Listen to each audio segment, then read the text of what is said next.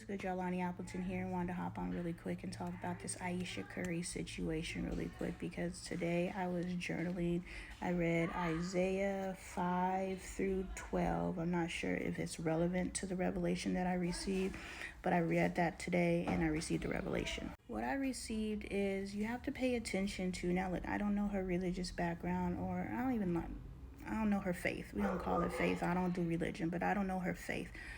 If you are a follower of Christ, this is what I received. And I can't remember. We 32 seconds in. I can't remember if I shared that what Ayesha Curry said is, per my understanding, that she got married really, really young. And when she got young, Steph Curry was just a name. He wasn't the name. And he became the name. And when he became the name, she went from Ayesha Curry to Steph Curry's wife. And in that, she's always wanted a career. She's always wanted to be her own woman. And I can understand that. Like, what woman doesn't want to be her own woman? I mean, even when I've been stay-at-home Mary, I've always wanted my own career. Like, I'm pretty phenomenal in the things and the giftings that God has given me. So I've always had a desire to, since I was a child. I have different spiritual callings on my life, and I wanted to walk in those mantles. But that's neither here nor there. I want to talk about Ayesha Curry, because y'all real harsh on sis for telling her truth. Like, we can't tell our truths without y'all being so dang judgmental. Let's just sit in her truth. She want to be her. Shoot, I want to be her too. But here's what Holy Spirit told me. You have to pay attention to,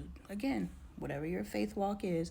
I am a follower of Christ. I don't necessarily identify as a Christian, but I say Christianity simply for the simplicity of it. But I am a follower of Christ. I walk in my spirit, but I can also choose to walk in my flesh. What Holy Spirit told me is, if I choose to walk in my spirit, I am completely 100% content with what God has blessed me with. But when I start walking in my flesh, that's where I experience suffering, because there are things that I desire within my flesh in this earthly realm that I'm not experiencing in this physical realm. And I'm just like, God, why not? I want a career too. And what Holy Spirit revealed to me and what relates to Ayesha Curry is, these things are altars. We have any altar that is constructed within ourselves. These are now things that Satan can manipulate. Satan's like, oh, you want a career?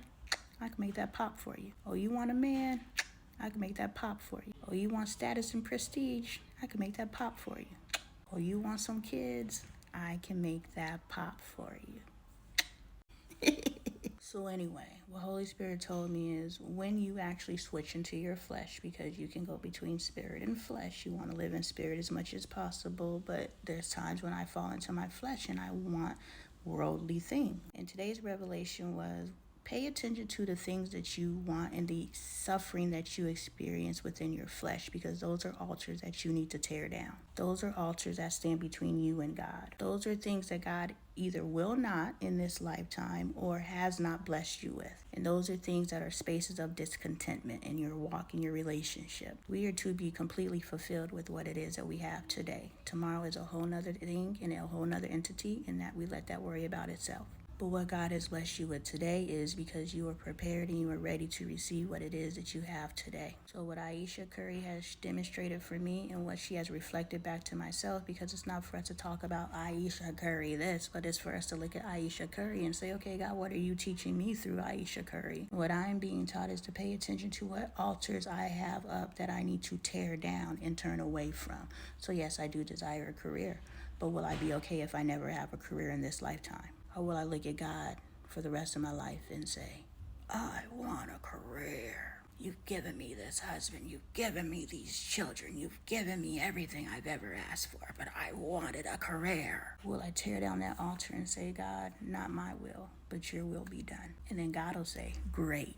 Now here's your career. Nothing should ever stand between you and God. And when you don't allow anything that can stand between you and God, then God gives you everything.